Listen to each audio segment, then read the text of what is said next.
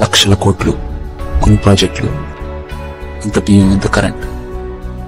ఇది కాదండి ప్రజలు కోరుకునేది. వైఎస్ జగన్మోహన్ రెడ్డి అనే నేను మార్పు కోరుకుంటున్నారు. వ్యవస్థల మార్పు, చట్టాల్లో మార్పు, రాజకీయాల్లో మార్పు.